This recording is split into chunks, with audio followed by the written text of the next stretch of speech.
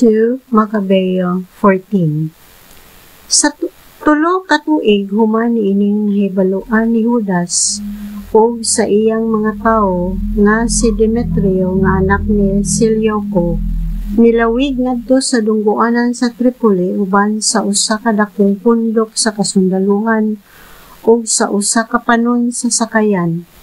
Gitaho nga napatay ni Demetrio si Hari Antioco ug ang iyang magbalantay nga si Lysias ug nga si Demetrio na ang mipuli sa pagpangulo sa maong nasod.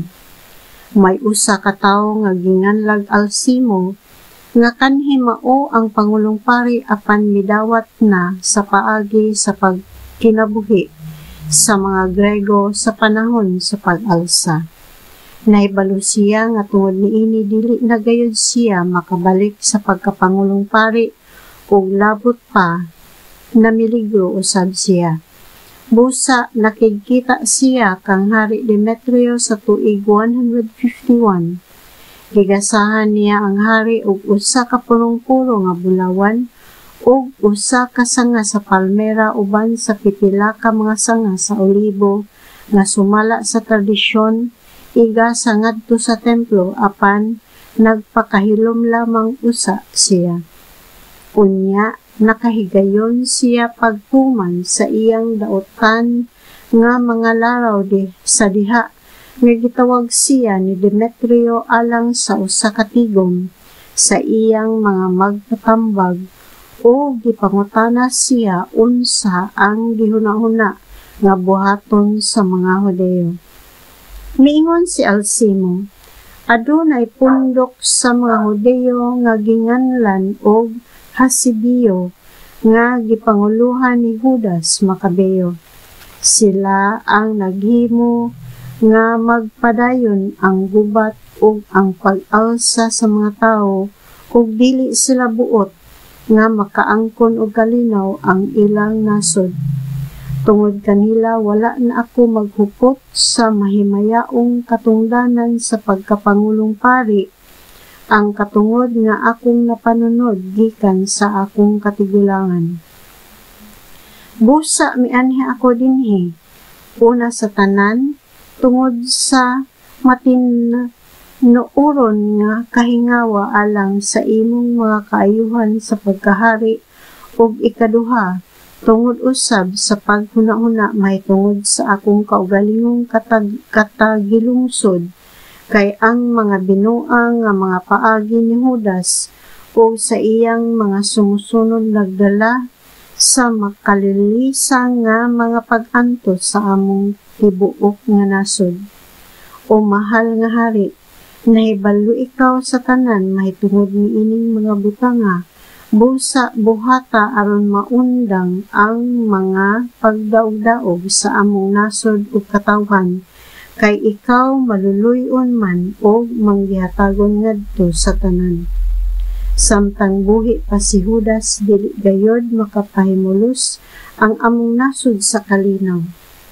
Sa pagkahuman gayod ni Alcimo sa iyang pakigpulong, ang uban nga mga magtatambag midali pagpahimulos ni ining higayuna sa pagpukaw sa kasuko ni Demetrio batok kang Judas, tungod kay siya gidumtan usab nila.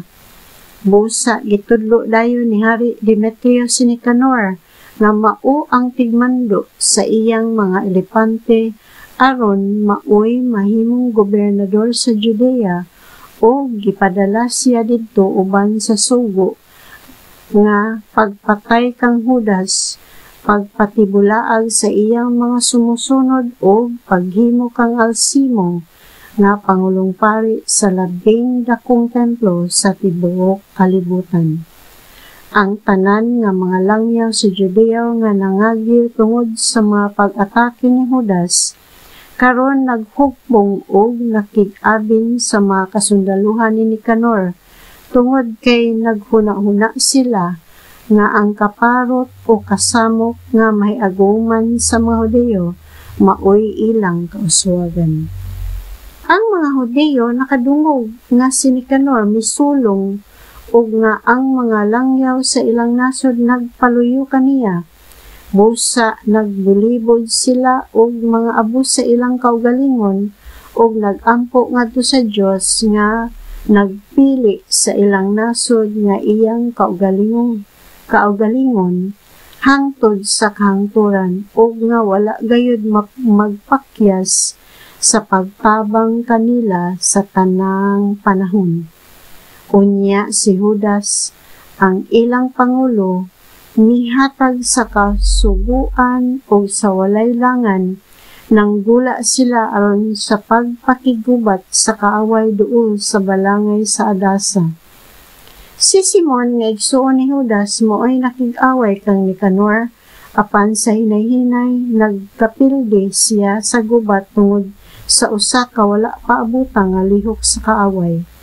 Apan sa pagkadungog ni Nicanor unsa ka isog og kamadasigon si Judas ug ang iyang mga tawo sa ilang pagpakig-away alang sa ilang nasod, mihukom siya sa dili paghusay ni ining butangat agi sa gubat.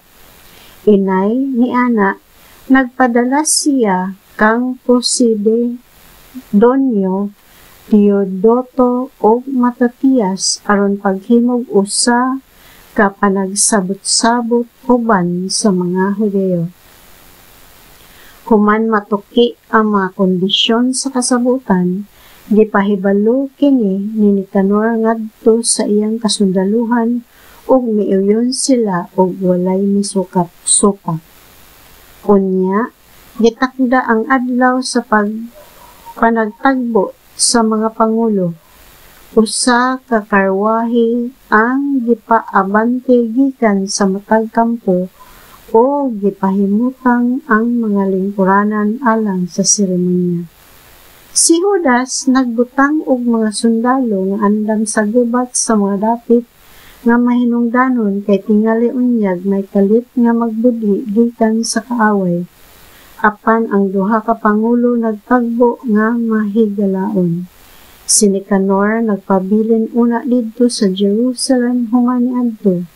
Wala siya daog-daoga ang mga Hudyo sa bisan unsang paagi o gipapauli pa niya ang mga tawo nga mibali ngadto kaniya. Ang duha ka tawo nahimong maayong mga higala o si Judas nahimong kanunay kauban ni Nicanor. Giawhag siya ni Nicanor sa pagpangasawa og nga magsugod siya og usa ka banay.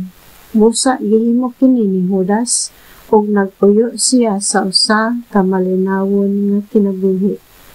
Nakita ni Alcimo nga maayo ang panag-abi ni Nicanor og ni Judas, busa mikuha siya og usa ka kopya sa kasabutan og nakikita kang Hari Demetrio. Giingnan niya ang hari nga si Nicanor nagbudhi sa gobyerno tungod kay gitudlo man niya ang mabudhion nga si Judas aron maoy mahimong iyang manununod. Kining bakak nga pasangil nakapungot sa hari o sa iyang kasuko nagsulat siya ngadto kang Nicanor nga nagpahibalo kaniya nga wala siya malipay sa kasabutan ug nagsugo kaniya sa pagdakop kang Judas Macabeo o sa pagpadala kaniya sa walay langan ngadto sa Antioquia. Sa pag-abot ni ining mensahe ngadto kang Nicanor, nag-uol siya og wala siya mahibalo unsa ang iyang buhaton tungod kay dili siya buot nga mabugto ang kasabutan uban sa usa ka tawo nga nagtumay sa iyang bahin sa sabot.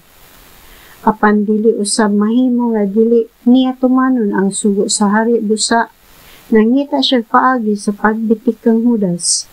Sa laing bahin si Judas nakamatikod usab nga si Nicanor nagkaanam kalain kaniya.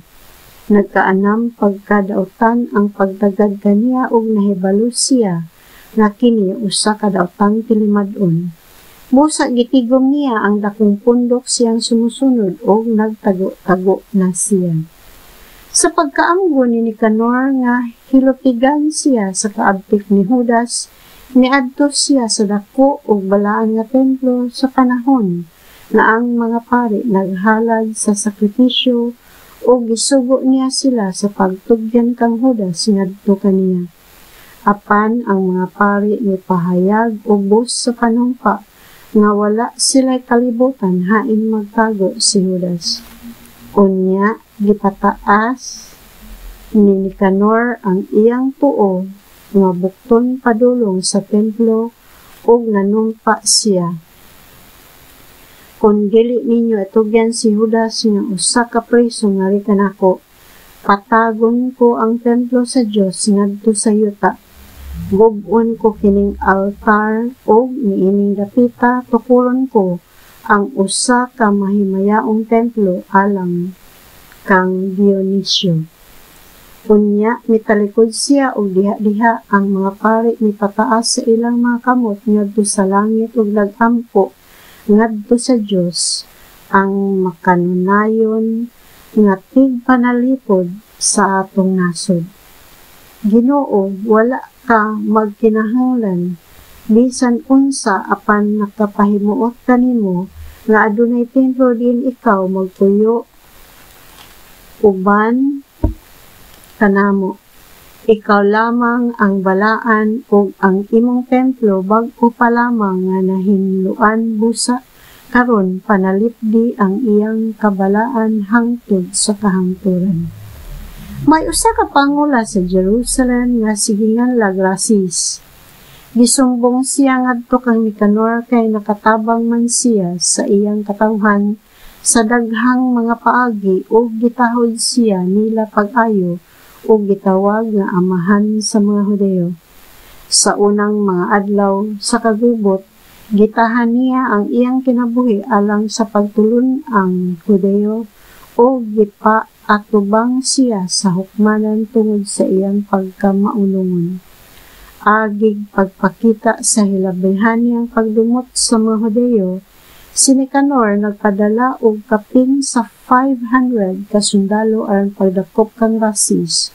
Tungod kay naghuna-huna siya nga ang pagdakop kaniya may usa ka makabungog nga hampak batok sa mga Hudeo. Sa dihang hapit na makuha sa mga sundalo ang bantayan, diin si Rasis midangop, gipugos nila pag-abli ang mga ganghaan ngadto sa patio o gipakanaog nila ang sugo nga sunugon ang ganghaan. Si Rasis nakaamgo nga wala na siya'y kalingkawasan busa misulay siya paghikog pinagi siyang espada. Gipalabi niya ang kamatayon nga dungganan kay sa mamatay diha sa makamot sa dautan nga mga tao nga maoy usa ka dakong kaulawan. Tungod sa kahinanali sa higayon, wala matarong paghansak ni Rasis ang iyang espada ngadto sa iyang kaugalingon, maoy hinungdan nga wala kini makapatay kaniya. Busa samtang ang mga sundalo nagpunsisok ngadto sa lawak, midali siya pagdagan ngadto sa paril ingon sa usa ka maisog nga bayani, milukso ngadto sa katawhan sa ubos. Ang mga tao nga nagpundok midali pagsibog ug nahulog siya sa hawan nga ilang gibiyaan. Ug kay buhi pa man siya ug puno sa kaisog, mitindog siya ug samtang ang dugo nag-agas gikan sa iyang mga samad, midagan siya lahos sa pundok sa katawhan ug sa katapusan mikatkat siya sa usa ka tiptip nga pangpang. Sa diha nga nahutda na gyud siya sa dugo, gibira niya ang iyang mga tinai sa duha niya kakamot o gisalibay kini ngadto sa pundok sa katawhan o sa iyang paghimo nini nagampo siya ngadto sa Ginoo sa kinabuhi o sa gininhawa nga ihatag kini pagbalik kaniya niining paagiha namatay siya.